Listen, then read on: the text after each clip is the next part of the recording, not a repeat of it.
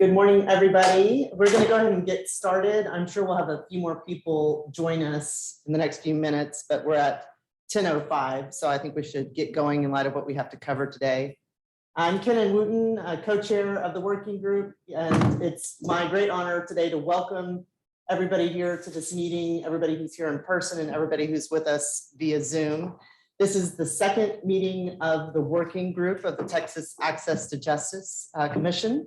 Our first meeting was on the 30th of January, and today our meeting will be 2 hours in duration. There is an agenda for people who are observing. Everyone on the working group has that, and if anybody needs it, you can email me at kwooten@scottdoug.com, kwooten@scottdoug.com if you need that agenda. There are some new people with us today that I want to introduce to everybody here. Specifically, we have two new people from the National Center for State Courts. All of you who are with us last time met Katie Hennessy, who is wonderful, and she started us with this project and did great things. She had a once-in-a-lifetime opportunity, so she took that, and we're happy for her. And we are very happy to have two new members joining us who have already done great work. Lonnie Summers is here with us and Grace Spulak, and they're both on the screen. And we still have Andy Workus with us on the team at the National Center for State Courts. So we're very fortunate to have three great people assisting with our efforts. We do have minutes from the first meeting of the working group, January 30th, 2023, and I'll turn it over to you, Lisa, to address those minutes.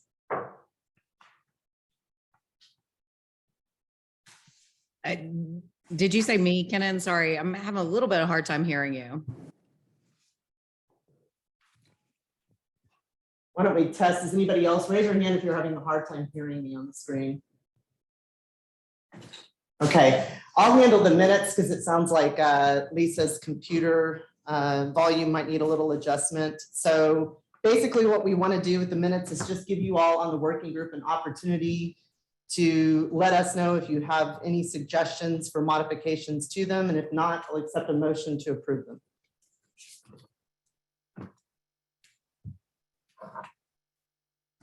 Judge Spencer, is that your motion to approve? Or okay, Judge Spencer's made a motion to approve the minutes. Is there a second? Second. A second from Jonathan Bates.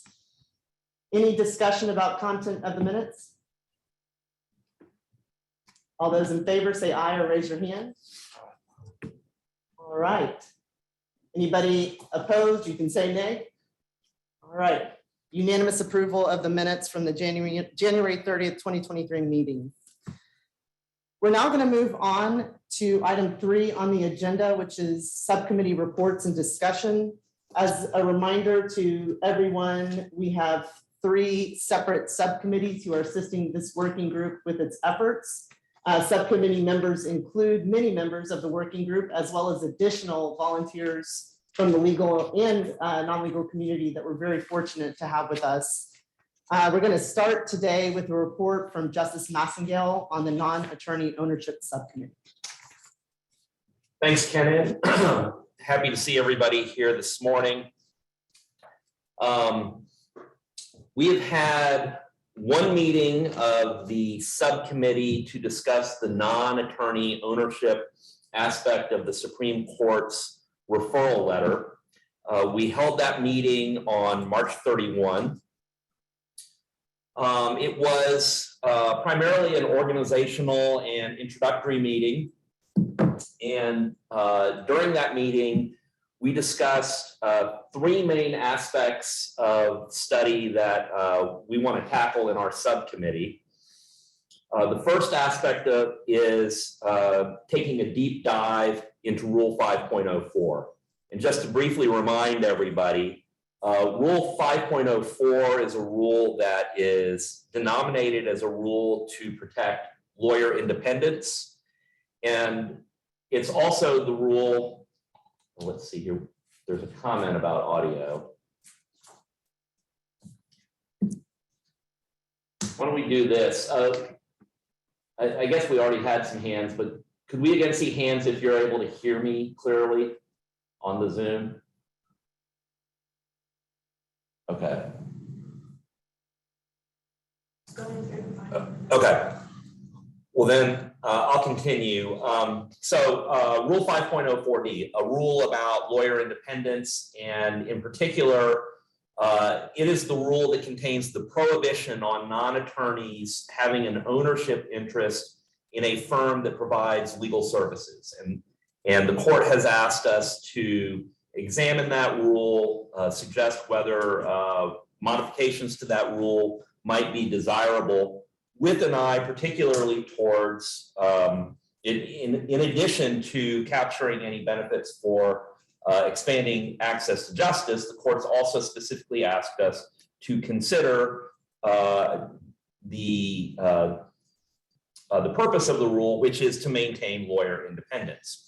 So in light of the fact that some of the other states that have modified this rule have challenged the idea that the prohibition on non-lawyer ownership in firms that provide legal services actually does anything to protect lawyer independence, and to make sure that we are accommodating the court's concern that we are appropriately protecting lawyer independence. We want to take a deep dive into this rule and its sort of modern relevance to maintaining lawyer independence, so that can frame and center whatever recommendations that we may make. So that's going to be, I anticipate, sort of a narrative discussion of Rule 5.04 and its role in protecting lawyer independence to be a component of what we will ultimately be reporting out of our subcommittee. Then the second aspect, which we want to make sure that we study very thoroughly and are able to present clearly to the rest of the bar and to the community that's interested in this work, is understanding what opportunities can be captured in Texas by making change to this rule.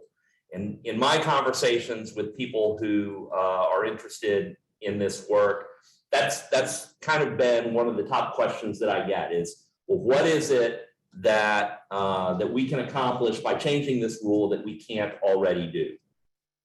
So we will be studying what is happening in other states, and also directly engaging with people who have been sort of on this leading edge of innovation to explore ways that technology can be exploited, and other innovative ideas for trying to lower the cost or provide no cost legal services to the lower income community that, of course, is the community that we're that we are primarily interested in. So the second aspect is simply understanding and explaining to the bar and to the public what we anticipate would be the opportunities that could be captured by a rule change.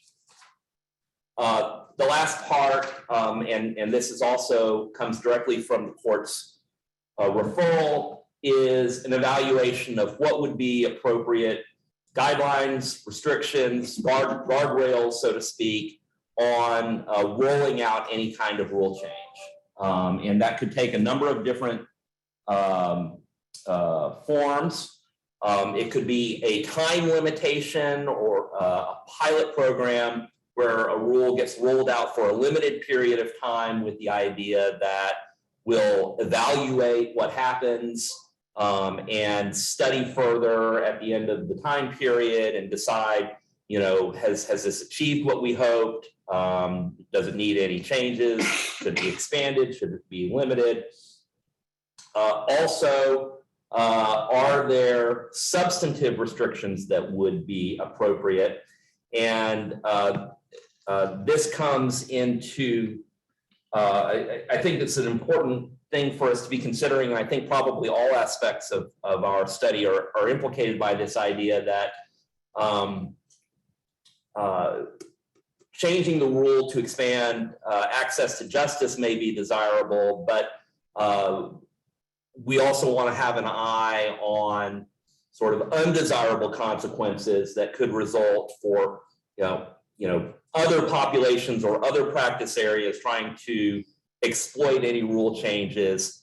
For example, and this is a simple example I think everybody's aware of, but in a family law context, you try to make some forms or processes available to assist people who have a simple need, and then somebody who not only does have the means to afford a lawyer, but also has a much more complicated legal need, in a desire to avoid hiring a lawyer and avoid the cost, goes and uses a resource that really is not appropriate to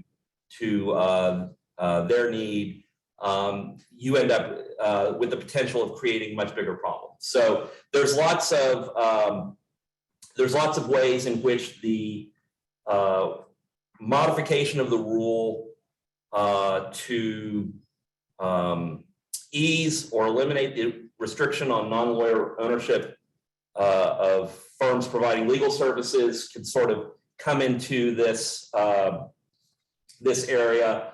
I think one that we're already hearing about, and you see in other jurisdictions, the idea that you're inviting private equity to take over ownership or have partial ownership of law firms, or you're inviting other professional areas like accounting or consulting to get into competition with traditional law firms. Whatever pros and cons there may be to those types of scenarios, clearly that's not the reason why we're considering these changes in this context, which is very clearly an access to justice focused context. And so we'll be considering sort of appropriate restrictions and guardrails to present for consideration by the commission and ultimately by the court. And as with the opportunities, we do have some examples that we can look to, Arizona and Utah in particular, so we'll be studying all of that. So we've delineated those three areas for exploration. We have our next meeting of our subcommittee scheduled for Wednesday of next week, and we are pressing forward. And I don't think I mentioned it, but one of the things that we are looking forward to doing is hearing directly from some of the more entrepreneurial and innovative people nationally who have been working to show what can be done with partnerships that involve non-lawyer owners of firms. So I anticipate that's going to be a big component of our future meetings. So happy to hear any questions or get any input from the working group, but suspect we'll have much more to report the next time we gather. I have some questions. Would this joint ownership be an LLP or would it be an LLC? So I don't think that it would necessarily be foreordaining kind of what the business structure would be. And I think that what the rules likely, or any kind of rules or regulations that surround this, likely would focus more on perhaps a registration type system where a firm that wants to provide these services but is not subject to kind of ordinary regulation by the legal profession the way a law firm would be, because traditional law firm has all lawyers as owners, and so there's regulation by the bar. I think what we see in other jurisdictions is you have some sort of registration for the business, whatever structure it may take, and that allows for oversight or monitoring of what those firms are doing, and often also entails some sort of attestation about how those firms are going to ensure compliance with the rules that apply to lawyers generally when they are providing legal services. And so that may entail identifying a responsible lawyer or a compliance person. And so, these will go to sort of how I think the rule is written and what the expectations of the firms would be. But as to the question you asked, I think what other jurisdictions have been, essentially agnostic about what the business form would look like. The reason why I ask, and you guys probably have already considered this, but there's the duty of loyalty and care for directors and officers. So I'm wondering if a lawyer owner would then be required to act in the company's best interest and be in this dilemma of whether to act for the company or for the client. And I think that the reason why LLPs are structured the way that they are is I think there's a provision that allows them to limit what the duty of loyalty is so that lawyers can have their first loyalty to the client. And I'm just wondering if changes would be required to like the biz org code to clarify that and if non-lawyer owners are involved. Well, you're raising things we definitely need to think through. I wouldn't really anticipate that pursuing this path would require any modifications to the substantive law governing business organizations. But I think it likely would require rules that ensure that to the extent legal advice is being given or legal services are being provided, that the people who are in contact with the clients or the people seeking the services, have their loyalties properly aligned and are not compromised, as you suggest, by the profit-seeking motive of the firm or duties to owners of the firm. That's clearly one of the concerns that has to be addressed with respect to lawyer independence. Justice Massengale, this is Lisa. For purposes of the meeting minutes, would y'all, Kenan or somebody, be able to identify the folks in the room? And then also, if you're in the room, if you wouldn't mind identifying yourself before you comment or ask a question, that would be helpful for note-taking purposes. Thanks, Lisa. That was Katie Fillmore who asked the question. Yeah, and in terms of the people in the room for identification in the minutes, we've got Harriet Myers, Justice Massengale, Kenan Wooten, and then Jonathan Bates, Richard Lavallo, and of course, Katie Fillmore. All right, if anybody else who's with us via Zoom has questions or comments, if you can raise your hand on the Zoom, that will move you so that I can see you and identify you readily. Anybody else have questions or comments? Okay, well then we will move on. I'm sorry. Spector? Okay, Professor Spector.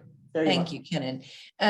My question was to add one to the example that was given about preventing possible abuse of the problem. The family law example is a good one.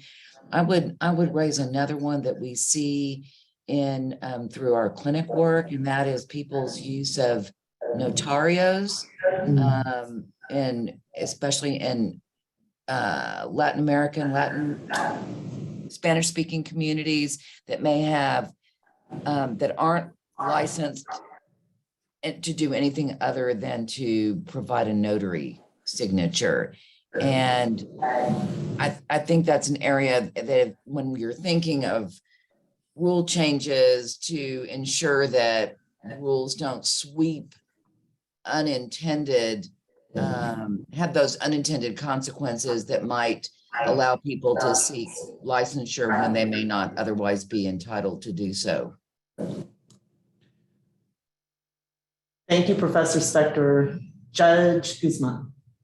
So I noticed the reference to notario in Latin American countries. Actually, a notario in Mexico is a very sophisticated person with a law degree, and these are very coveted titles in particularly in the way they're recognized in Mexico. And so I don't know that you can make the comparison that just because, you know, the notario means something very different in Mexico.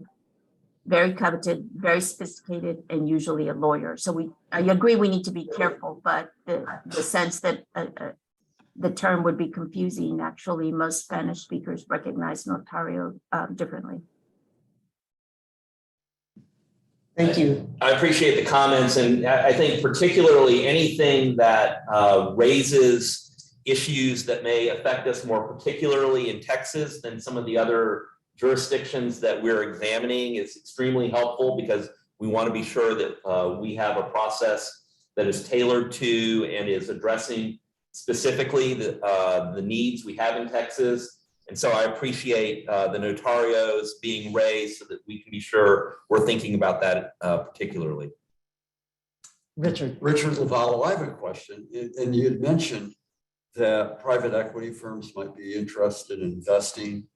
And I would just like to warn the committee that in the world, in the disability world, private equity firms have taken over the majority of residences for people with disabilities. And these are Medicaid funded programs, and they're gutting the programs.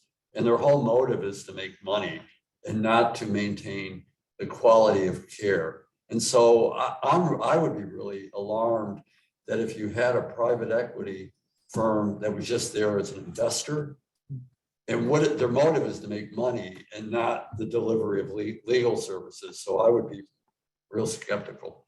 And I'd be curious what the other states are doing if they're allowing private equity firms to move into this right here. So Arizona has eliminated Rule 5.4 entirely. And so they are seeing this happen now. There are private equity investors in law firms operating in Arizona.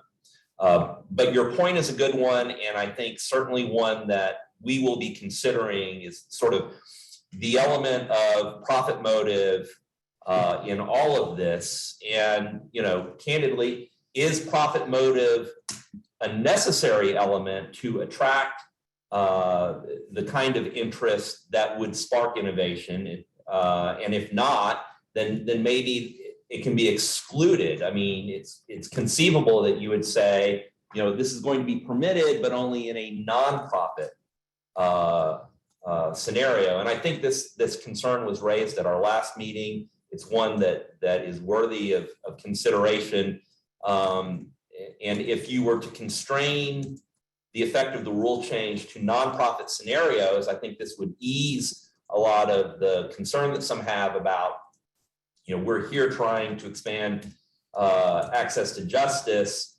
How do you square that with people who may come into the arena seeking to, you know, to make money off of these very clients that and this population that we're talking about? So it's a legitimate concern. I don't think that that the court has asked us to consider doing what Arizona has done. I think they've invited us to propose a more limited proposition. Any further discussion regarding Justice Massengale's subcommittee and the report he's provided? All right. And Domingo, I'll rely on you to let me know if I'm missing anybody. Please do that. We're going to move on because I think we see no further hands to item 3B on the agenda. And this is the report from Lisa regarding the paraprofessional licensing subcommittee.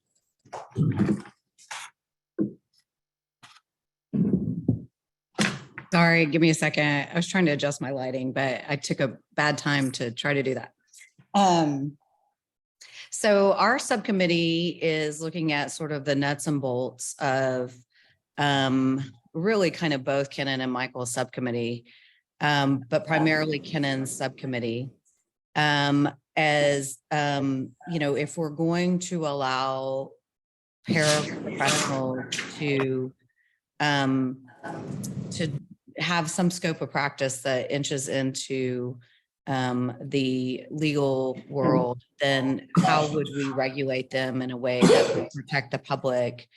And, you know, not just on the front end, what are the entry points, but also on the back end of how you handle complaints or discipline. We, at our first working group meeting, we heard from other states that do more entity regulation than individual regulation. And so those would be things that we will be exploring in our subcommittee. But after our first working group meeting, Kenan and I were talking, and we really decided, you know, whatever regulatory scheme you decide would be necessary to protect the public depends on what we're going to authorize these individuals or entities to do. And so it made sense for us to get further, for Kenan's subcommittee in particular, to get kind of further along in their work and their study so that we can then have a better idea of where those recommendations may be going, because that is going to really determine how much regulation we need in Texas for these individuals or entities. So we decided to be on standby. Kenan's about to give you her subcommittee report here in a second.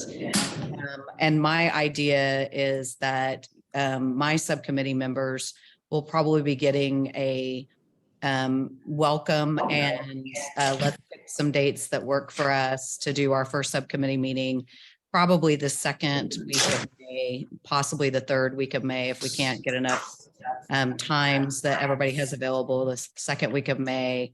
But we'll need a lot more even after this working group meeting.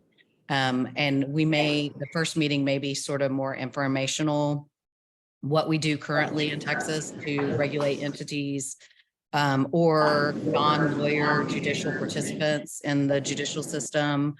And so I think we're hopefully after this meeting, we'll be ready to kind of get started and explore what our subcommittee recommendations might be to the working group and ultimately to the commission. Thank you, Lisa. Any questions or comments regarding the report that Lisa just provided? There are none in the room. Dominga, any that you see on the screen? Okay, well, Lisa, you provided a good transition into the report from the third subcommittee, the Paraprofessional Scope of Practice Subcommittee, that I'm honored to chair along with Vice Chair Paul Furr. And we have met twice since the working group last convened. There are minutes from both of our meetings included in your packet of materials on pages 7 through 16.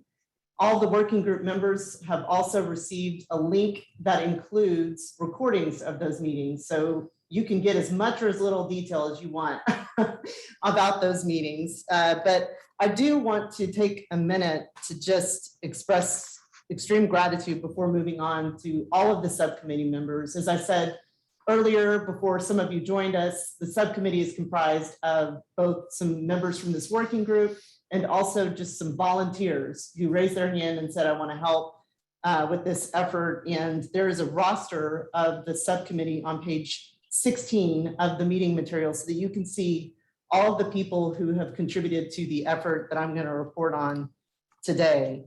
As I mentioned, there have been 2 meetings. The first one was on March 20th. The second one was on April 14th. And I am going to give you a brief description of those meetings. Like I said, you can do a deeper dive on your own time if you so choose, but I do want everybody here to have the benefit of this description I'm going to give to you before we move into the straw poll discussion because we really need to be informed when we have that discussion about where we go from here potentially in regard to practice areas and supervision requirements. So our first subcommittee meeting was dedicated primarily to a lot of brainstorming, if you will, about how best to increase access to justice using qualified paraprofessionals.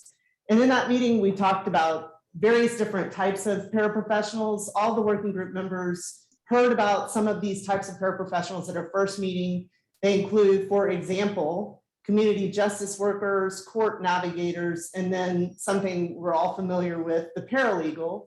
But perhaps in this context, paralegal with licensing, and like we have in Texas, board certification. These are all just things that were discussed as possibilities.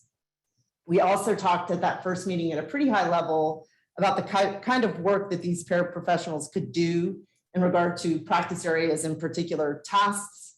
This probably goes without saying, but just to check the box, I'll say that that really depends on the type of paraprofessional you're talking about to a degree.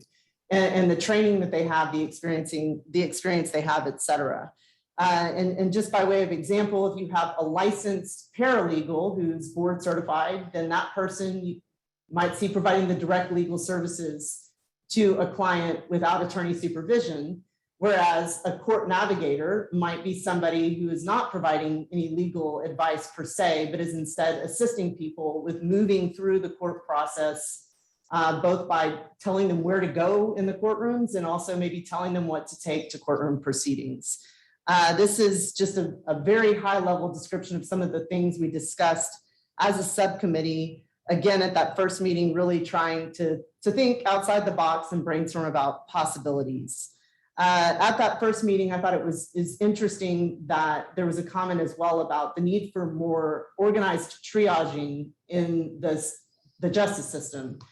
This is a concept that is not novel. We, as the Texas Commission to Expand Civil Legal Services, talked about this several years ago. I see Judge Ferguson with us on the screen, and he was part of that process. And part of what we talked about years ago was the need to really have a more organized way of the different providers communicating with each other about the individuals moving through our system and needing to find help. Because sometimes the help is there, but what we really need is a connection in order to make the help attainable. After that first subcommittee meeting, we as a subcommittee divided into subgroups. We did that because on our subcommittee, we had different people with different areas of expertise. And what we tried to do in dividing into those subgroups is address the areas where we perceive the greatest need for increased access to justice in Texas. It was not meant to be definitive. The data about insufficient access to justice, I would say, is incomplete. And so we do the best we can with what we have. And 3 areas that we identified where we really, really need more access to justice is family law, probate law, and housing, with housing having, of course, a sub part of landlord-tenant issues, eviction being one example of the proceeding that comes into play a lot there, where people need more help. So we took a divide and conquer approach. The 3 subgroups of the subcommittee were asked to examine various things, including what forms exist already in the practice area that they were examining, both promulgated through Texas Supreme Court and perhaps on Texas Law Help, the website that is maintained by the Texas Legal Services Center and is really perceived by many, rightfully so, as a go-to for self-represented litigants. And also, I would say for individuals like me who do pro bono work in family law and need a little guidance from time to time in that pursuit. So we talked as subgroups about what forms are already out there and could be used to increase access to justice. The subgroups also examined tasks in order of complexity that maybe these paraprofessionals could handle without a lawyer's supervision. The subgroups also addressed tasks that they felt should have attorney supervision entailed with them. And they, as subgroups, talked about tasks that really might be best left to the lawyers. The idea here was, again, to have people who have knowledge in these practice areas explore possibilities, think about reasonable limits that might be in place for these areas. At the second subcommittee meeting, there were reports from each of the three subgroups. There was also a report from Professor Sean Slack, who is at ACC and overseeing the paralegal program, because he took an interest in community justice workers and took the lead in reporting on that at the second subcommittee meeting. I did a little work as well and reported at the second subcommittee meeting on the work I did to start identifying the rules in Texas that we might need to modify in order to authorize the type of work being contemplated by paraprofessionals. At the subcommittee meeting, you could see in the minutes that there was a robust discussion about the reports from the three subgroups. I will give a very high level overview here of what I heard. And of course, we have members from the subcommittee with us, and I welcome them to fill any gaps that I leave, because it won't be intentional, it will be inadvertent.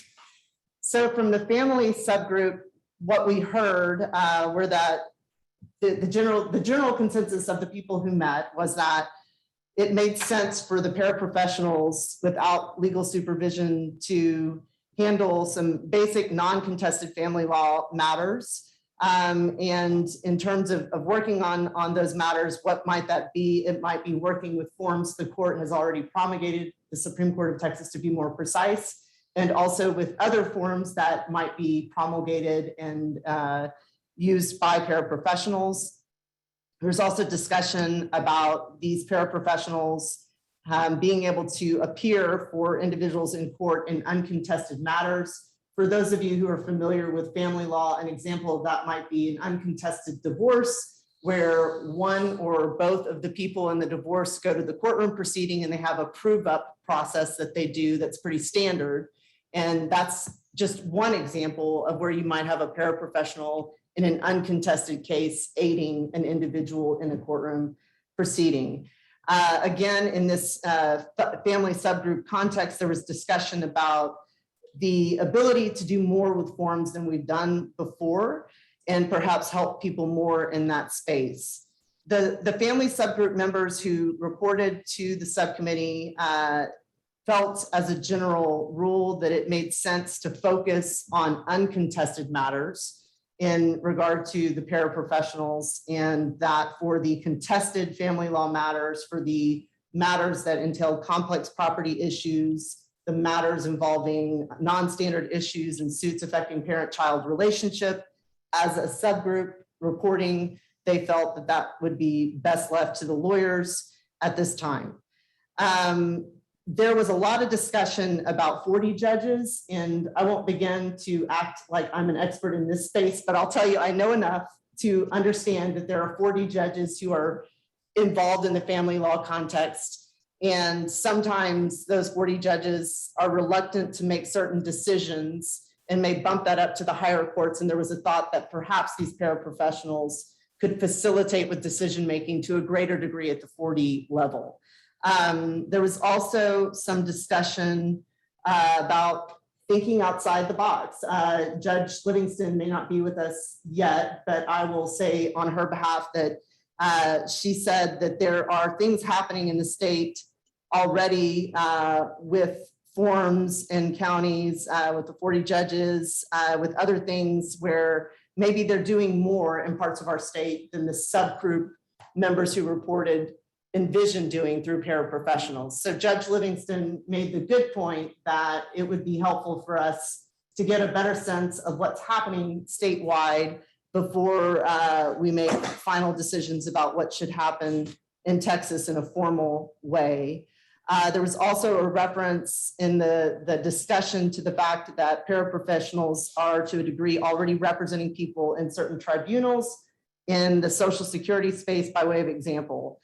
A large part of the discussion too, I would say, was dedicated to whether paraprofessionals should be helping with protective orders in cases involving alleged domestic abuse.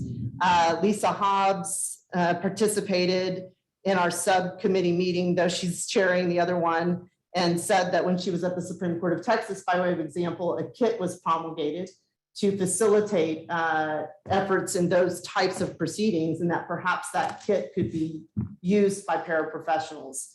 Again, the reporting subgroup members, I think it's fair to say, were reluctant to go there with paraprofessionals, but that was a concept discussed in light of the fact that the kit already exists. I'm going to move on now to a brief overview of the report from the probate subgroup, not because I think that everything I've said is complete. I will welcome gap filling after I'm done here, but I'm going to move on in the interest of time to probate subgroup. And that subgroup prepared for our subcommittee handout that's included in your materials. And I think it might be most useful to direct you to it now. It's on page 15 of the PDF. And you can see there the probate subgroup's written report on the forms that are already out there, the forms that are being contemplated, the tasks that the probate subgroup thought that the paraprofessionals might be able to handle without a lawyer's supervision, the tasks that might require a lawyer's supervision, and tasks that might be perceived as simple from the outside looking in, but when you've handled these types of cases, you realize might need that lawyer involvement. And finally, at the very end of the form, you'll see that there's kind of a breakdown, if you will, of types of paraprofessionals that might handle particular tasks in the probate space. I won't read to you from this handout because you all have it, but I think it's really useful as a guide, and Craig Hopper was the one reporting on this. And again, when I'm done, might have some gaps to fill there. Finally, moving on to the housing and landlord tenant group subgroup. That particular subgroup, due to various scheduling constraints, was unable to meet before we as a subcommittee convened. So the report will be finalized later, but is not final just yet. However, there was some initial discussion that I think was very promising that I want to share with the working group because I frankly didn't realize that we already have a rule on the books, Texas Rule Civil Procedure 500.4, that allows authorized agents to represent both landlords and tenants in eviction proceedings in justice courts. So we already have a statewide rule allowing individuals who are not lawyers to represent both landlords and tenants in eviction proceedings in justice courts. And we learned at the subcommittee level that there have been authorized agents representing both landlords and tenants in eviction proceedings in Texas pursuant to that rule. It sounded from the preliminary discussion like it's more common for the landlords to have that representation than the tenants. And what that brought to mind, at least for me, is that this might be an area where, with additional education and training, you could get more representation for the tenants under an existing statewide rule. So there will be more to come from that particular group, but I thought what we talked about as a preliminary matter was very encouraging. Professor Sean Slack then reported, like I said, on the community justice workers. And for the working group members, I'm going to refer you back to the presentation we had at our first meeting about community justice workers because it was very informative, included PowerPoint presentation and other things. So you can all go back to that to get additional information about the community justice workers. But just to refresh your memories, this is something that's happening already in Alaska. These are individuals who are not lawyers. I think to date, they have been supervised by lawyers coming out of legal aid organizations, but they have recently received a waiver on unauthorized practice of law that would enable the paraprofessionals to do certain things without supervision moving forward. So Professor Sean Slack, like I said, gave a great report on the community justice workers. I'm not going to go into depth on that here because this working group has already received a lot of information on those community justice workers. But what it brought to mind, I think, is that it might not be that there's one path here. There may be various approaches we take to increase access to justice in Texas, including perhaps through the community justice worker model and also through the licensed paralegal or licensed paraprofessional model. It seems to me that each time we address access to justice, the lack of it in Texas, considering all the different counties we have, practice areas, diversity, et cetera, we always come to this point where we realize there's no one size fits all. And that's okay. I think it just gives us an opportunity to be more creative and to think outside the box about the various ways we can tackle the huge problem that's increasing in Texas with the justice gap. The final thing I'll tell you is that the rule report from me was intentionally short at the last meeting. It was intended to be very high level and to just point out the areas where we might need modification in order to authorize the work being contemplated for paraprofessionals. But at a very high level, we think about these rules, and of course, Lisa's subcommittee will get into the weeds. We're talking about a collection of rules, including but not limited to the state bar rules, the rules governing the admission to the bar here in Texas, the Texas rules of civil procedure. We're talking about the ethics rules, more formally known as the Texas Disciplinary Rules of Professional Conduct. We're talking about the procedural rules governing discipline in Texas. And something that came to mind after my report is that we might also be thinking about the Texas rules of evidence on privilege, as we currently have privilege applicable to a lawyer and client relationship.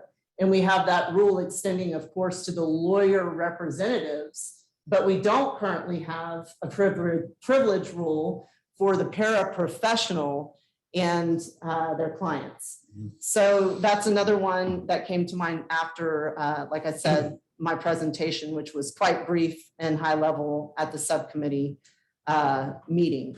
So with that, I think it's important before we invite questions and comments from the working group, for all of you who are members of the subcommittee or attended that meeting, if there's something I didn't say in the report just now that you would like for the working group to hear, I want you to add that feedback now. And if I misstated anything inadvertently, I want you to correct me now, so that before we move into the straw poll discussion, everybody feels that there's been an accurate representation of what was said and all the high points have been addressed. Yes, Jonathan Bates. I think you did an excellent job of summarizing, and I don't have anything to correct. Couple of things just by way of emphasis.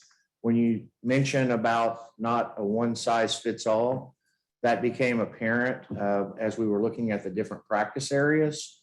So I just would like to emphasize that what is appropriate for family law may be different for a different area. And we need to be mindful of those distinctions in what we do. And then coming from the family law group, we were very focused on our mandate and how we could help people easily and effectively. And that's where we kept coming to the distinction between contested and uncontested matters, and how to take the resources that are available, in particular the Supreme Court promulgated forms, and how to help people actually use that so that we could move them through the system. Because in the family law arena, there are a lot of people who have basic level needs, and if they're able to have help, then we can do a lot to address the issue with low-income Texans. And we can do that without running into some of the harm and problems that would come from stepping further into contested matters. So again, you talked about those things, but I just want to emphasize those particular points. Thank you. Thank you very much. Anyone else who participated in or otherwise attended the subcommittee meeting who wants to add or modify anything I've said before we move on to working group discussion? Dominga, do you see anybody on the screen? Okay, well, at this point, I think it makes sense to open it up. If people have questions or comments about what I've said, this is the time.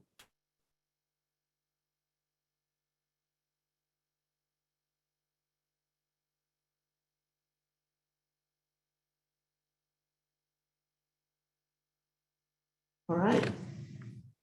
So there was a lot of ground to cover, and this moves us into the item on the agenda entitled straw poll discussion.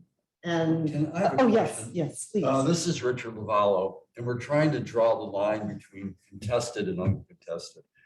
And in all the practice areas, we rely heavily on mediation. And I'm just wondering from the groups, whether or not we would contemplate having a paraprofessional represent someone in mediation. And then if you don't reach an agreement and it becomes more adversarial, then you go to hearing or what have you. But, you know, you could have someone that could try to resolve an issue at a lower level. My response to that would be when we're talking about mediation in a family law context, there can be additional expense that goes along with the mediation process that may not be necessary for some people. It may not be necessary for a lot of people. And so that's an example of where the 4D court comes to play. 4D court helps a significant number of low-income Texans. And generally how that process works, usually there is a discussion that goes on at the beginning. And I would say the vast majority of cases that they deal with on a daily basis, and each of these folks in the office of the Attorney General comes into the 4D court and they're literally carrying boxes of files in terms of the number of people they're dealing with each day. And they actually do have little mediations with them that doesn't involve a cost. So one thing we talked about in our group is there are some people who just basically need a very small amount of balls and strikes called for them. And so we have a dispute on one little thing and then we could get through the system. That maybe that's something that could be addressed better in the 4D court when you're at a position where you have almost a complete agreement. There's just one area where you need somebody to make a decision and then go the next step from what's essentially a mediation. If I could add on, I think Richard raises a really interesting point about how mediation may be effective. Of course, mediation's a very important part of litigation practice. But just for a point of perspective here, mediation is traditionally not considered to be practice of law. And there are trained mediators who are not lawyers. And this happens in professional areas. You have, say, engineers or accountants who are not lawyers, but work as mediators in their industries. And also people who work in sort of the community context to help resolve disputes informally. So I think that this is a good thing for us to be considering, because I would think that there is an opportunity for people who are not lawyers to assist in the process of resolving disputes for the lower income population we're aiming towards. And as Jonathan pointed out, mediation can be a significant expense, and it can be alleviated by bringing in more trained people who don't necessarily have law degrees. And if I could add on to what Justice Massengill was just saying, one of the things that the Kennan subcommittee hasn't really touched on yet, at least in a breakout capacity, is consumer debt cases.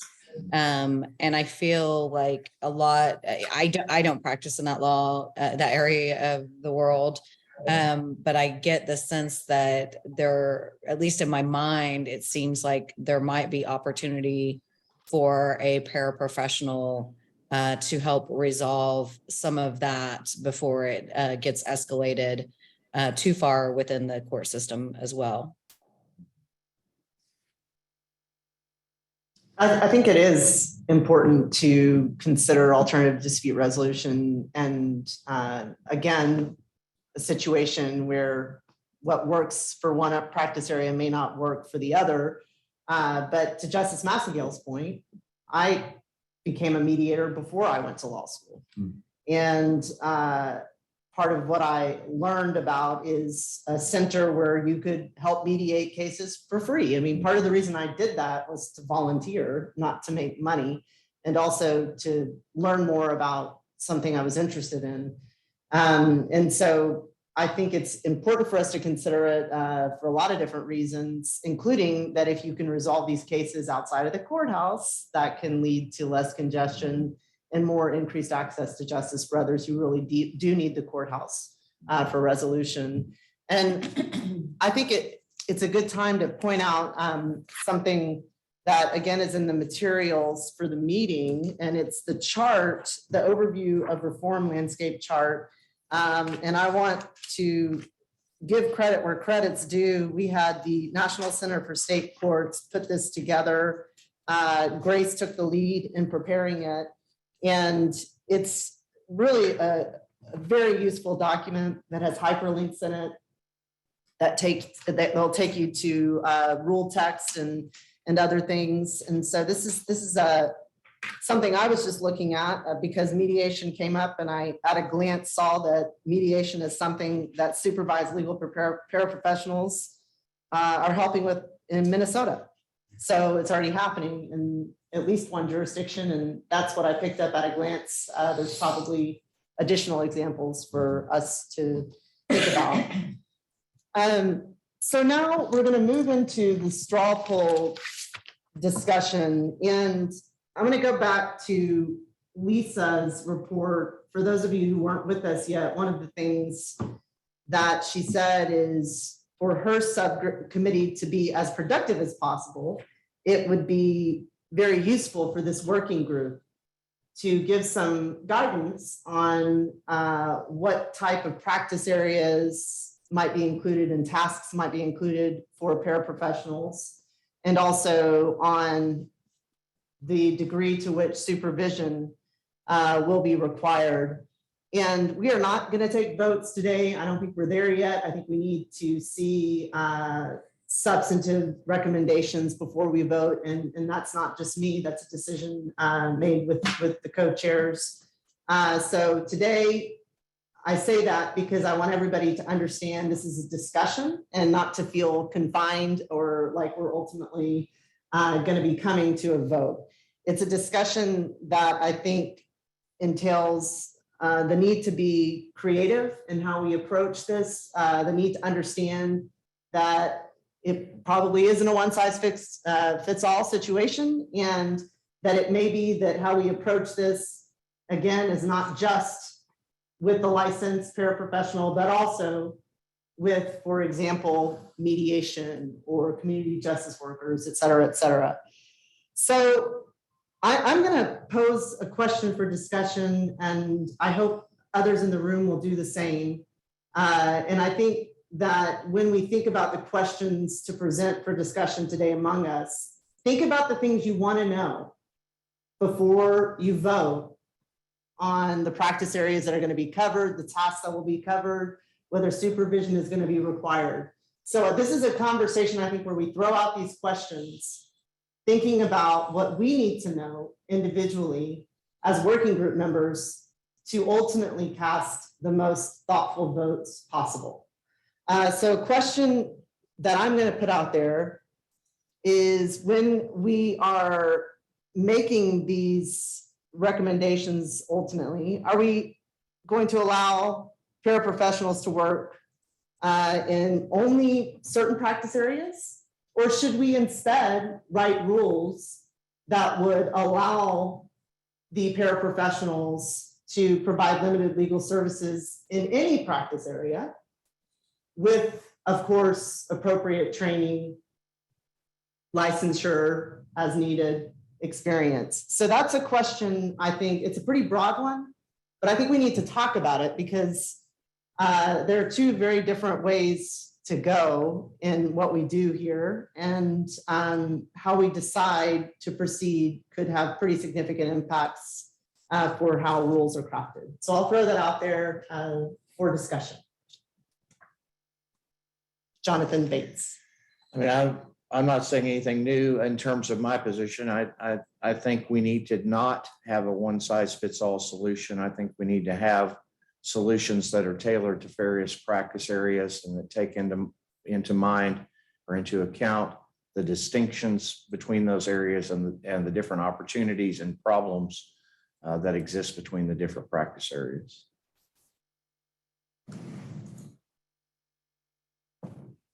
Judge Spencer. I'm inclined to agree with that. This is a relatively new concept for us in this state. And I think you can spend too much time trying to broaden what you're doing and not wind up accomplishing very much. And I think it would be well to try and come up with some more narrow parameters and maybe come up with some things that actually work within that so that they could later be expanded into other areas as needs arise. Thank you, Judge. Anybody else on Zoom?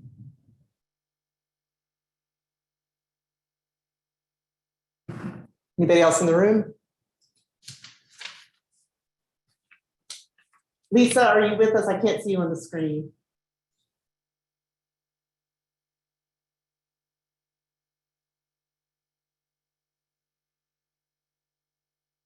I am here. There you are. Okay, since you said that having input from this working group would be good for your subcommittee to move forward, I'm going to turn it over to you to identify a point of discussion that we cover next, just so you'll have what you need out of this meeting and moving forward. So I guess one, just to use your approach that I really appreciate.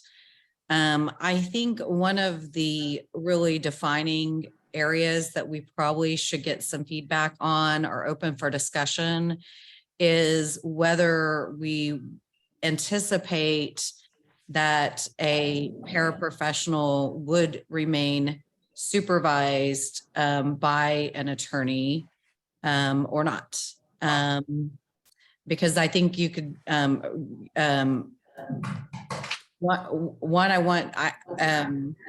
think what kind of regulation you put into place will be dramatically different if we're requiring some type of lawyer supervision.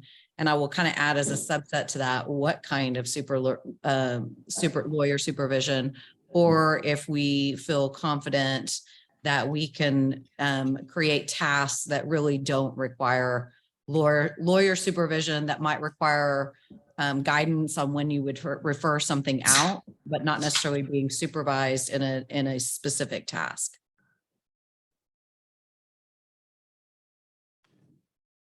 Lisa, this is Michael Massengale. Would it be unnecessarily complicated if we were to consider a regime where the paraprofessionals we're talking about generally were required to have supervision, but then we might identify particular tasks or responsibilities that could be specifically authorized to be done without the supervision of an attorney? Sort of a sponsorship kind of thing where a lawyer sponsors you, but you have some leash that you don't need to be going back and forth to the lawyer about. Yes, or just a sliding scale where, there's, as I said, maybe, a general authorization for a broader scope of paraprofessional practice that retains some element of supervision, except for particular things that we might be able to identify as things that are particularly susceptible to, a person being appropriately trained to handle without supervision. Richard. Richard Lavallo, I think related to supervision, and it's something we've never talked about, and it's something that I'm concerned about. And from licensure is important, but from a consumer standpoint, a client, a paraprofessional having a license is important. But the reality is, if they violate, if they commit malpractice or what have you, what remedy does a consumer have? And the one thing we've never talked about is liability insurance. Because I think in terms of the standpoint of the programs that are affiliated with legal aid programs, we would always have any volunteer or paraprofessional covered under our liability insurance. And there were concerns, I think, in some of the practice groups about our fiduciary duties, which are important. And non-lawyers have fiduciary duties. But the bottom line is there an expectation that there be some type of insurance? So that if they breach their duty or they commit malpractice, that there's some recourse on behalf of the client. So, and I'm not sure if we've heard anything from the other states about malpractice. I can see, for example, we've talked about legal medical partnerships. And you could have a lawyer that's affiliated with some clinic or hospital, but you know that hospital has liability insurance. And so I'm wondering what the expectation, because that's one thing we really need to consider. I mean, if they decide that paralegals could do certain tasks that do not have to be underneath the supervision of a lawyer, would they be expected to have some type of liability insurance? I think it's a great point. I mean, I will point out that lawyers are not required in Texas to have malpractice insurance either. So there's a portion of the public that is not protected by liability insurance that the lawyer has, because as far as I know, and Professor Courtney might correct me on this, but we don't, or even Kenan, who I know works a lot on the disciplinary rules, I think we have never required lawyers to have insurance. But many do. Yeah, I didn't know Yeah. I do.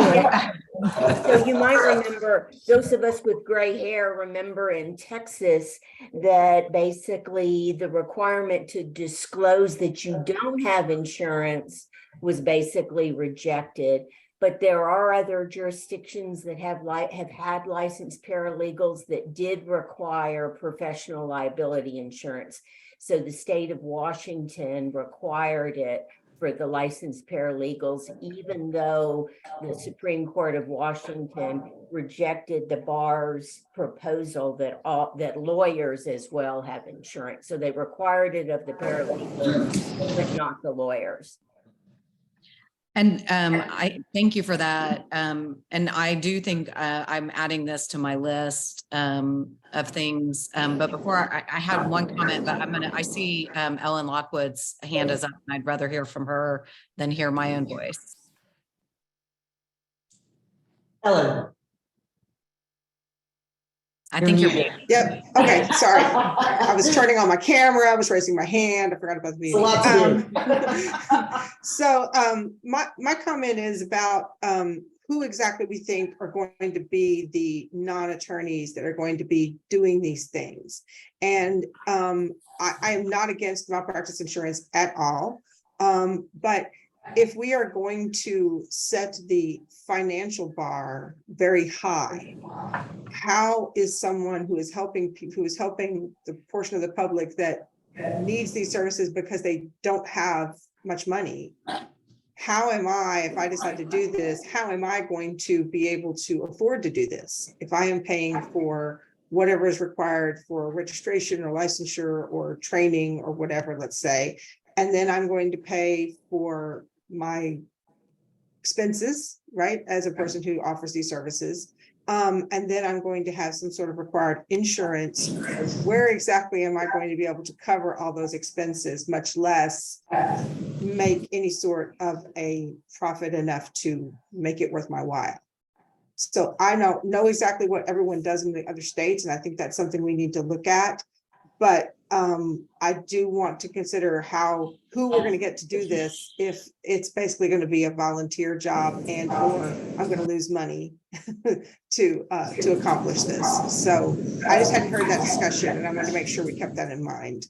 Yeah, and you're kind of leading into another discussion point that I think is worthwhile to have, which is we heard in the first working group meeting, and I referenced it earlier today, about entity regulation versus individual regulation.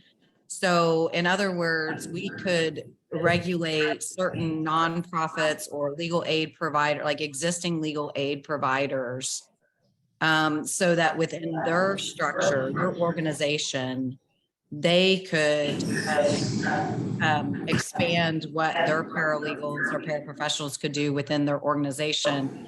And then we regulate the entity rather than the individual. And that kind of brings together a lot of what we're talking about, because of course, in those scenarios, you would ultimately have a supervising attorney in some capacity.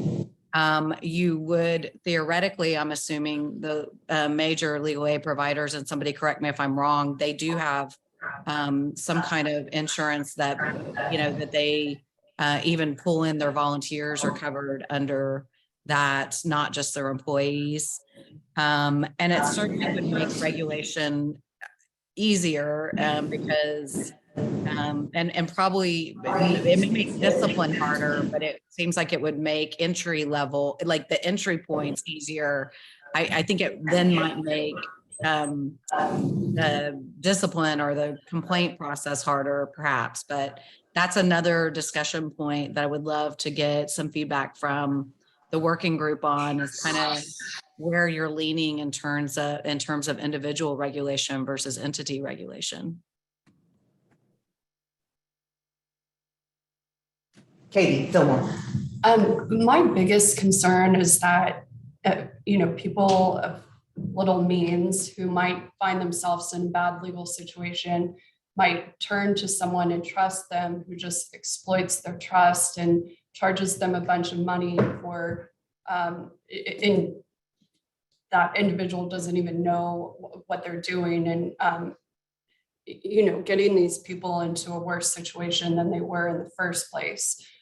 So I'm wondering if perhaps we should differentiate what is required if services are being charged for versus if it's a pro bono situation. I just want to make sure that we think about protections to keep people from being used and getting into a worse situation. So some thoughts I had were if someone is charging for these services rendered by a non-lawyer, that perhaps they're required to present like a client bill of rights that states like what rights that client has and what to expect, perhaps to keep them from getting into a bad situation. I know in some areas of the law, like if your car is towed, like situations like that, they're required to give you information on your rights. The other thing is if they're charging for services, perhaps require that they be supervised by an attorney who makes some type of representation to the bar that these services are being rendered in good faith and not to exploit the individual, and that they're being supervised so that if a bad situation arises, then that attorney's license would be on the line.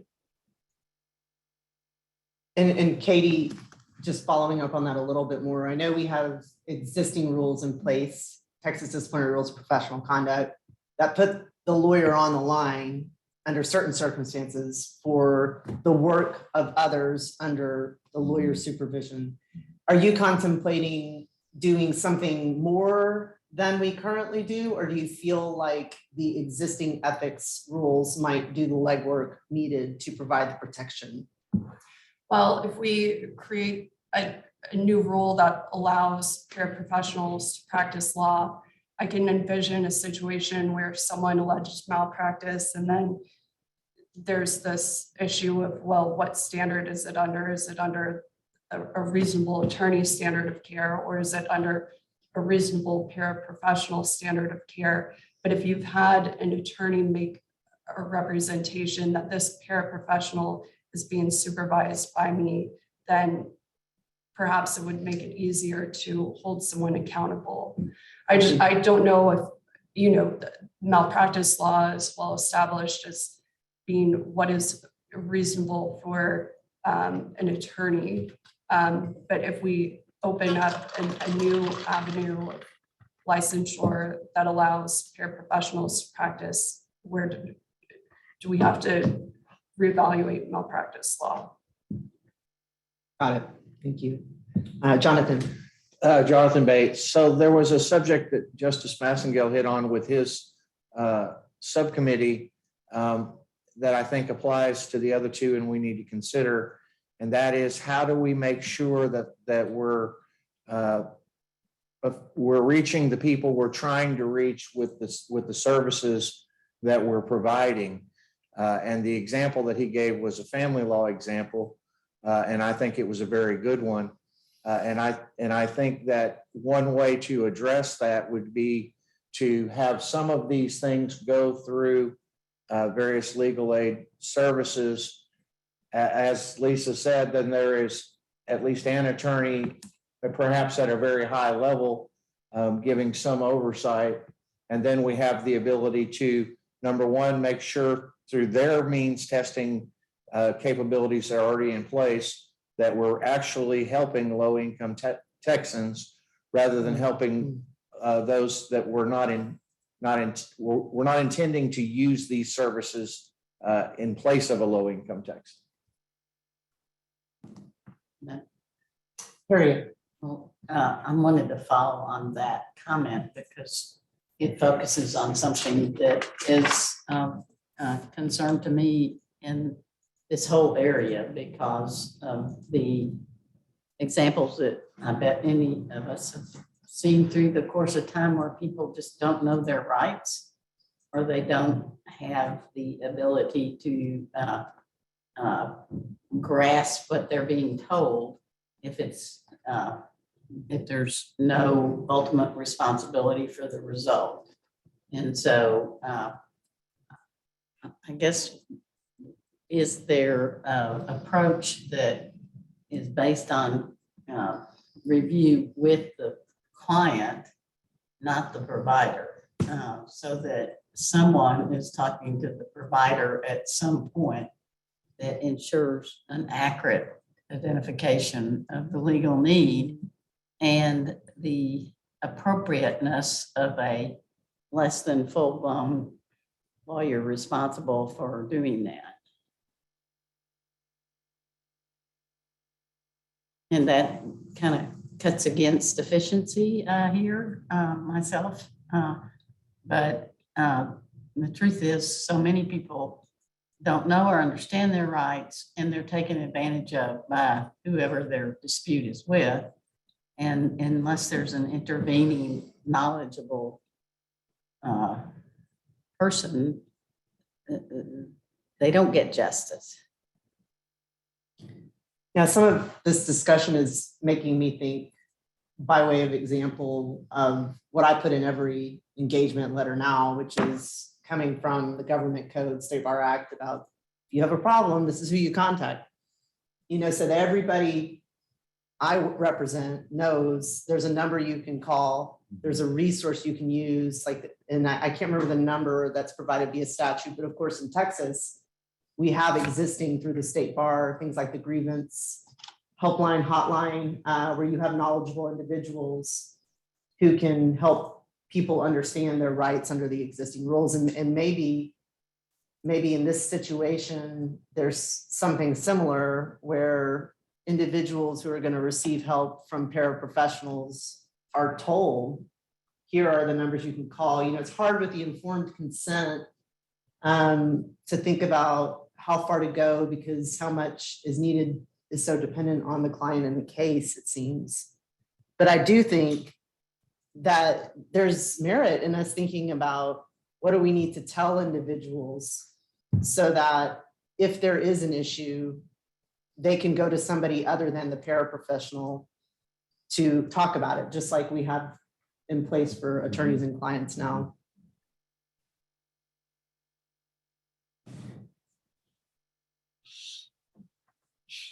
I think if I could do one more discussion point, I appreciate all this discussion point, but I would love to hear from the providers. If we just, let's say a model is an entity regulatory model that's focused on existing providers and maybe expanded a little bit to some other nonprofits, certainly in the, feeding off the community justice worker model too. will that help? I mean, we obviously don't want to create something that doesn't expand legal services to low-income Texans. That's why we're here. And so I want us to be cautious enough to make sure the public is protected, but not so tiptoey such that we don't actually make a difference in reaching and expanding legal services. And so, that's the dance that we need to do. And I would hate to have spent a year studying this and propose something that really just doesn't reach more people than we're reaching under the current system. Yeah, I think to Lisa's point, something that keeps coming to mind for me is oftentimes when we think about what are we going to do here and potential harm to the public, which is something we have to consider. Sometimes our comparison point is what can an attorney do versus this individual, as opposed to what is this individual going to do on their own, as opposed to with a paraprofessional who's licensed, trained, experienced, et cetera. And so I echo what you're saying, Lisa, because I think we have to be mindful of the need to protect the public. We also have to be mindful of the fact that so many people now are completely lost and have no idea how to move forward in a complex legal system because they don't have anybody to help them. John? And I would point out there that an example that we've looked at before is in terms of the analogy of a nurse practitioner. Mm-hmm. And so I think it's important that when we're looking at that we say, okay, these are the tasks that have been identified that we think this person can do with supervision or with parameters on what they're allowed to do. But just because we've got a bunch of people that need brain surgery doesn't mean that just because they would die from their condition means that we should start having nurse practitioners do brain surgery. I know it's an extreme example, but I think it's a good one. It goes back to what we've talked about before with the range of complexity. And in that vein, I was at my daughter's orthodontist appointment this morning, and I watched somebody who is not an orthodontist do a lot of great work on my daughter's teeth. And then an orthodontist came over and looked at it, checked it, and made a couple tweaks here and there. And together they were a fantastic team. And I think that we can do a lot more in the legal space than we have in this teamwork space or approach to the problems. But I also, before we leave it, want to mention that we have had some preliminary conversation, thanks to the state bar leadership, with the current director over the incubator programs that we've had here in our state for several years. And through the incubator programs, we have attorneys who are in all different parts of Texas making money, but also they have a requirement to do, I think it's at least 10 hours of pro bono work each month. And so they are in successful law practices in Texas. We have several examples of this working, where they are also continuing to get to the low-income individuals and providing much needed services. And I have asked that we have an interview and perhaps focus group with the incubators, and I really hope that we make that happen, because it strikes me that some of these concerns about whether this will be financially feasible might have some answers in that space with the incubators, where they've found out how to be productive and profitable while also helping low-income Texans who don't pay for the help they receive through these practitioners in the state. And so I'll take that on. I'll put that checklist on my page here, because I really do think that we can get some great insights there. Dominga. Justice Busby. Well, good morning, everybody, and sorry not to be with you in person. I was just in an editorial board meeting with the San Antonio Express News trying to raise awareness for access to justice and the the budget requests we've got outstanding. But I've been able to listen to a lot of the conversation and appreciate all the great ideas. One that I just wanted to suggest for people to think about is, as we're looking in these various practice areas where we know we have a lot of unrepresented people and a lot of need currently, I appreciate all the discussion in the working in the subcommittees about, here are some areas where we know that paralegals or paraprofessionals might be able to provide some service without necessarily needing direct oversight, areas where there are already forms and things like that. And here's some areas that we know maybe are not suitable for that, or maybe should require supervision. But one thing to keep in mind too is that we don't necessarily have to do this all at once and have to answer all of those questions up front. There can be some other states have done pilot programs on some of these things and gathered data as they go and learned some things they didn't expect. So, it may be that we're not able to perfectly delineate all of those areas up front. But that doesn't mean that there's not a way to give it a go and to gather the data and to tweak it as we get more information. Yeah, and on that note, I'll point people back to the chart that the NCSC provided for us and note that there is a pilot project or pilot program approach happening in some jurisdictions. So maybe in Texas, we act like Texans and pull the great things from the various jurisdictions and create a package approach that makes the most sense for us. Well, and there could be too, it could be that we need pilots in some areas and not others. So it could be kind of a hybrid approach where, some things we know we're ready to do now, other things we want to see how they work and get some more information and tweak them as we go. So, I haven't reached any conclusions on that, but it's something that occurred to me as a result of all the great conversation that y'all have already had.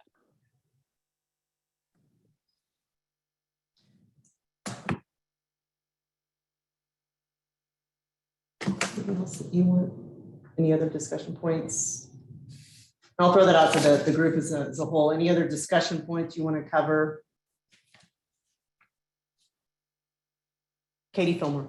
As I'm sure you know, we have the availability of limited scope representation in Texas already. Perhaps it might be good to have, if a paraprofessional is providing legal advice, to make clear that it's limited scope representation. I don't think that if we allow a paraprofessional to practice law, they're not going to be able to issue spot the way that someone who has gone to law school, taken the bar, can. So perhaps a disclosure that this is a variation of limited scope representation would be helpful. I think that's a great point, and I'll just tack on that. I think what you're talking about is the existing Texas disciplinary rule of professional conduct modeled after the ABA model rule that allows attorneys to limit the scope of their representation. But if I recall it correctly, it is limited to lawyers, what lawyers can do. And so I think what you're saying is use that concept, expand it out to the paraprofessional. And I will say, for everyone's benefit, the Commission to Expand Civil Legal Services several years ago looked at limited scope representation pretty extensively. It's also called unbundling. And there is a report from that commission that includes a memo about limited scope representation. So there's a lot of good study on that already. It's a few years old, but we wouldn't be starting from zero if we did more with limited scope representation. So is there anyone, oh, go ahead. This is Richard Lavallo. I'm struggling with this, and the reason for it is that by allowing non-attorneys, and we look at our programs that are designed, like my agency and legal aid, to represent low income people, because I agree with the whole needs to do a means testing to see who's eligible. And the question the feeling I have is, are we trying to expand legal services or modify the way we deliver services? Because in my agency, every time we have a vacancy, we have non-lawyers that work with lawyers. And there's always a debate when a lawyer leaves. Should we replace a lawyer or a non-lawyer And I really struggle because I'm biased towards hiring lawyers because they can do more than non-lawyers. And so I could just see that if we expand this and we allow more paraprofessionals, which I'm totally in favor of, but we got to realize that we're in a climate, despite the efforts of the commission and Harriet and everyone else, and Justice Busby, about expanding funding for legal aid programs. If we're limited in what funding we have, this could really change the delivery of legal services to poor people, just because we'll have less lawyers and we'll have more non-lawyers that are supervised remotely by a lawyer. And so to me, that's a push and pull within our agencies that we really need to think about.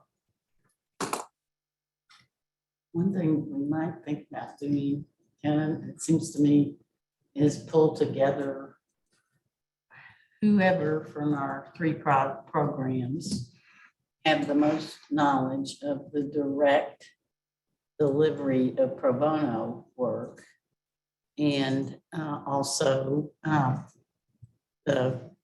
whoever the agency would think would be most helpful, and have just a discussion with what the programs see, what issues are presented. We think of LSC as the backbone of the delivery. It would make sense maybe just to have an in-depth discussion with the intake people and the people who line up pro bono lawyers to help, to get a handle on, for one thing, how at the national level we could, even in Texas, improve that, but that's not our task here, so that's for another day. But also, it would be pretty instructive, I think, in terms of need and type of people and level of how the projects handle people to get the right assignment. May I add, to follow up on this? I was excited, and this is Richard Lavallo. I was excited by the community justice model in Alaska. And the part of it that I was excited about was they're partnering with other entities that serve these communities that are underrepresented and empower them to be able to do certain types of legal tasks. And I think that from my perspective, I would love to be able to do that around Texas and target areas and allow not people that work for me, but would partner with us that have, because that's a way of expanding it. And one thing with family law, and I used to do family law when I was a legal aid attorney, that you have domestic violence shelters. And my experience when I was litigating domestic violence cases, those people, the paraprofessionals in domestic violence, were telling me what to do. And so you have people in those settings that are experts. And so, but they don't necessarily, if we partner and we could expand, they could be community justice workers. And so we expand the delivery of legal services to underrepresented communities, as opposed to truncating what legal aid programs do. Because what we often do with pro bono, I know that legal aid uses a lot of pro bono lawyers to do the routine cases. We're shifting where our major litigation, we're using pro bono partners to do our more complex litigation. Interesting. So one other thought on the thought of harm from the family law perspective is that there are some things in the family law arena that, if are done improperly, there's not a fix for it later. And so that's something that really is an area of concern. And I just mentioned as an example in an earlier meeting about adjudicating someone as a parent. Well, if you don't cover the fact that you've got another dad that's out there, you might adjudicate the wrong dad, and then there's no fixing it. And, in some circumstances that might work out okay on support. In some circumstances, it may not. And you also may preclude from that person from ever having a legal relationship with that child. Same way in terms of dealing with third-party standing. I know in a lot of situations involving low-income Texans, there may be a grandparent or an aunt who's involved. And standing is a very tricky issue, and it's very limited in terms of what a grandparent can do and have available to them. And that's only available if you do it right. And so to have someone to try and come in and deal with those subject areas who is not familiar with all the subtleties of it, then you may have a grandparent or someone who has actually been the person providing the care for the child poured out of court and not have the ability to have the court formalize the role that they've in essence been providing as a practical matter. Sense. Domingo. Justice Bessie. I think that's a great point, Jonathan. I wonder what happens with those folks when they're not represented at all. Is the same concern present, or does the issue not get adjudicated at all? And then maybe if they're able to get a lawyer later, then they can come and do it. I would just guess that there's a lot of situations where it's just not adjudicated at all. And the people are just operating in their lives with the additional family member or whoever acting as a surrogate parent or replacement parent rather, and that it just doesn't get addressed. But you're not addressing it wrongly in that situation. So I don't know what the solution is to that. I just know that there is a harm that we should try to avoid in that subject and in other subjects. Great, that's helpful. Thank you. So this is Paul Furr. I haven't made any comments today, but I felt like I ought to make at least a couple of brief ones.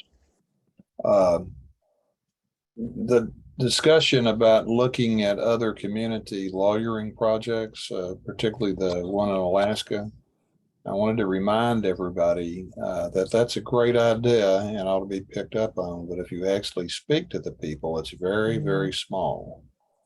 It's been going on a couple of years, but it has not produced the sort of numbers that I think you'd need to fairly evaluate what that looks like. Second thing that Richard LaValle made about working with domestic violence centers, I too have done a fair amount of that, and there's certainly community legal workers that you better listen to when you get a client from that shelter, because they probably know the local practice and the local lawyers better than anybody. But let me add, for those of you that have been around domestic violence centers, their turnover is huge. They lose, it's a high level burnout job, as you can well imagine, and it deserves structure instead of just assuming that folks are ready to go out and get there. Look, and let me put this in a nutshell. Lone Star Legal Aid, 72 counties in Texas. We serve 4 counties in Arkansas too. We serve the eastern part of the state. At 125, you know what our eligible client rate is? We have 2 million eligible clients. So, I mean, we close a little under 30,000 cases a year. So, we're dealing, if any of you were at the gala last night, the discussion was had about, well, we used to serve 20% of the population. And then the Legal Services Corporation came out and said, well, no, it's really more like 8%. Well, I'm here to tell you, after years of doing it, it's probably less than 8%. There is absolutely no end to the folks that are out there. And when you talk about the clients that don't get representation or perhaps get sloppy representation, the bulk of them are simply turned away. They don't have anybody to talk to. So, I mean, listening through the hours of this in previous meetings, one result of this is it gives me a real headache because I don't know what the answer to some of this stuff is, but yes, this is a huge problem, and Lord help us if creating more paralegals out of this would be helpful to the clients that don't get served. That's great, but I'm just suggesting we keep our eye on the ball. We are about to shift gears on the agenda, and so I have a couple just closeout questions, and others may have more. But my sense is that the consensus is we're going to need attorney supervision for certain tasks by the paraprofessionals. That seems to be the consensus, but perhaps not all. We have maybe some simple, straightforward tasks that with training, education, et cetera, would not require supervision. So does anyone want to challenge my sense of the consensus that we're going to have a range, if you will, of supervision, some tasks with no attorney supervision and other tasks with attorney supervision? Anyone hearing anything different or feeling a different way that they want to address now? Okay. And then my sense of the consensus is that rather than having broad authorization for paraprofessionals to provide legal services in any area of the law, the consensus is let's focus on particular areas and do what makes the most sense in each individual area. Is that fair, or does somebody want to challenge that understanding? Didn't get any hands? Okay. I think that's very helpful to know. And when I was listening to Paul, in addition to hoping that you get an Advil, I thought to myself that maybe the community justice worker space is a great one for a pilot program. Just because there's not a lot of data doesn't mean I think that we shouldn't try it here, but maybe we try it on a smaller scale, just like Alaska has been ramping up over the course of time. So I haven't heard anybody say we should take that off the table, and I've heard several people indicate that they see space for progress there. So the subcommittee, my subcommittee, will continue to look at that and continue to focus on practice areas and add consumer debt to the list as suggested. Any further discussion points before we move on to consideration of fact sheet from co-chairs or Harriet? Anything else? Okay, so we're going to move on now to item 5 on the agenda, communication and outreach. We do have a draft fact sheet for discussion today, and I'll turn it over to Justice Massengale for that. Okay, it's the last page of the materials that you were provided is this draft fact sheet. I'm going to cover this quickly, respecting the time limitations we've got, and we have a couple other items on the agenda. This has been prepared with the very helpful assistance of the National Center for State Courts in response to a couple of perceived needs. It is a one-page document that we can use to explain to interested people from the bar and otherwise what our project is about. The members of the Access to Justice Commission have been asking for something like this. I think we all recognize that it's a useful thing for us to have.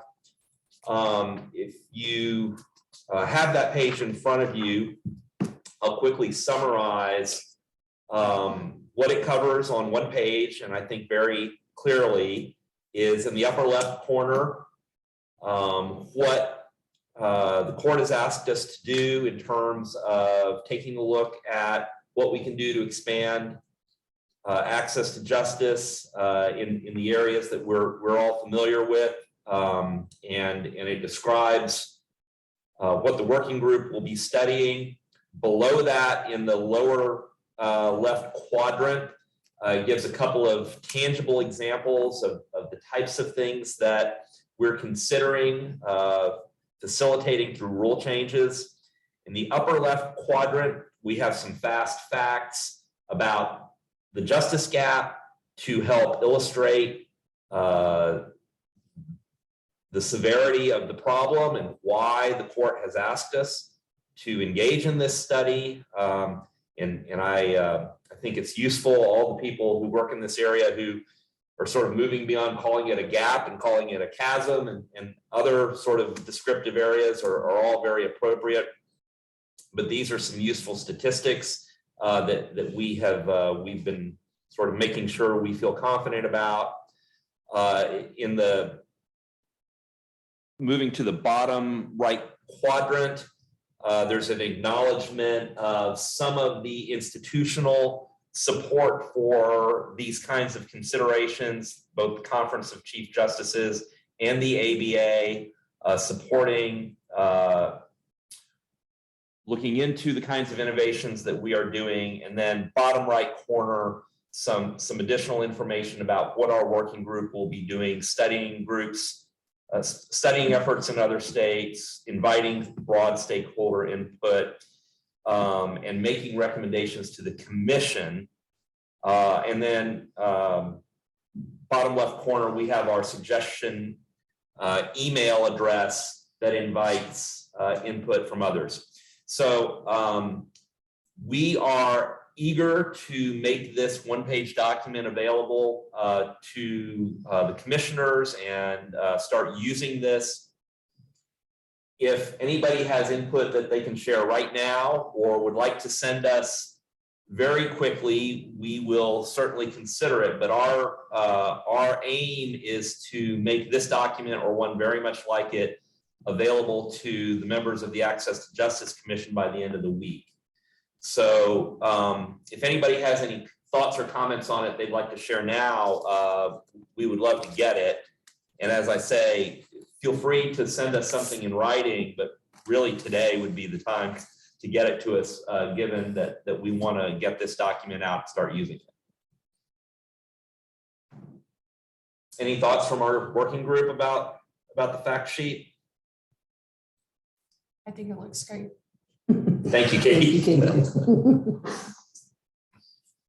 Okay, great. Well, again, if anybody takes a look at it, and has a thought, we're always happy for input, and there's still an opportunity to tweak this. But as I said, we're looking to start using it right away. So, All right. Next item on the agenda is stakeholder input overview. And I failed to talk with Lonnie and Grace beforehand to figure out who wants to take the lead, but I welcome either one of you. Lonnie, there you go. Please proceed. Hello, everybody. My name is Lonnie Summers, and I'm with the National Center for State Courts. I may have missed this at the beginning because I was having an audio issue, but hopefully you all can hear me now. My colleague Grace and I are delighted to be here with you all working on this important project, and I'm here to report out on stakeholder input. So really quickly, a little context. Grace and I are new to this project. We took over last month from our colleague Katie Hennessy. Katie had 2 focus groups with legal aid folks in March, and I will quickly debrief her findings in just a minute. But the agenda wants me to first talk about the survey, so I will do that first. As you guys all know, the stakeholder feedback is really crucial to the success of a project like this. It's imperative that we hear from people who are in the know. This means people who work with our target audience, which is low-income Texans who have civil legal needs. So that includes, obviously, legal services providers, community partners, social services organizations, judges, lawyers, people who know about this work, and of course, Texans themselves. And we know that focus groups are great, but sometimes they do have some shortcomings. Obviously, it's impossible to meet one-on-one with every single person who we would like to speak with. Scheduling constraints. Also, sometimes when you're in a group, it can inhibit full and honest feedback. Sometimes one person may dominate the conversation, or the group may go down a path and kind of run out of time. And so while there are a lot of benefits to focus groups, and we intend to do more focus groups, We also wanted to make sure that we could hear from as many stakeholders as possible in this important information gathering phase. And so in an effort to solicit feedback from as wide a range of stakeholders as possible, Grace and I suggested deploying a survey to collect some information. For example, what kinds of issues do people need help with? Is it family? Is it landlord tenant? Is it consumer debt? Or is there some other area that we're missing? What stakeholders would recommend to increase availability of legal services to low-income Texans? What types of services might a paraprofessional be able to provide? All these questions that we're sort of grappling with now. Whether organizations could see themselves working with paraprofessionals and how that would work. What would that look like? So I'm not going to go over all of the questions again in the interest of time, but we are working on finalizing the survey questions now. And we'll work with Judge Livingston to make sure that we have a good list of stakeholder contact, and we'll get the survey out to those folks.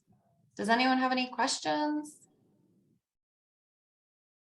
Just gratitude for all the work y'all done on that survey. It's great. All right. I'll be real quick. The next thing on the agenda, unless Kenan, you want me to skip over this, but I'll provide a really quick overview of the stakeholder feedback we received from Katie's first 2 focus groups. There was one scheduled in March the 14th and a second one on March 16th. We had participants, both were from Texas Rio Grande Legal Aid.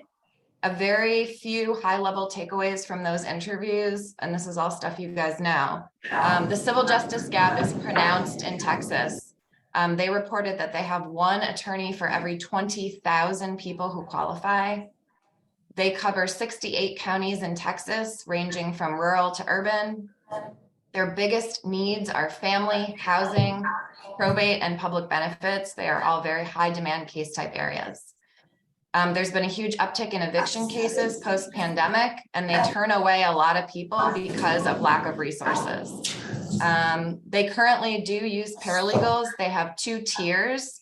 Some handle public benefits cases. They interview witnesses, draft discovery support, and prepare probate documents.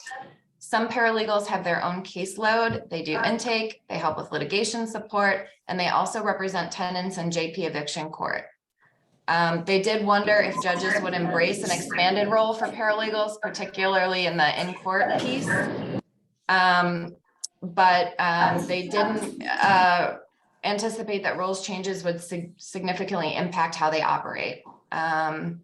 I think that's it. Again, in the interest of time, I'll keep this brief, but if anyone has questions, you're more than welcome to reach out to me and I can give you some more information. And I'll add that there is a written summary that's great coming from NCSE, capturing that feedback that Lonnie just summarized very well. So if anybody wants that, you can certainly provide it. All right, so next steps, obviously survey, dissemination of the fact sheet. Subcommittee is continuing to meet, work, and come up with things for the working group to consider. I think we're now moving into a space where we can come up with some actual written work product for the working group to consider in the not too distant future. And then obviously we'll continue with interviews and focus groups. If people have suggestions for individuals they certainly want included in that communication outreach prong, by all means, please let Lonnie and Grace know because we're keeping a running list for this project. All right, so unless anyone wants to add anything else, I'll entertain a motion to adjourn. I'll make a motion. Katie Fillmore moves to adjourn. Anybody second that? Second. All right, all those in favor say aye and goodbye. Thank you so much for your time. We are grateful for the attention, the input, and the incredible insight. Thank you very much. Thank you, everyone.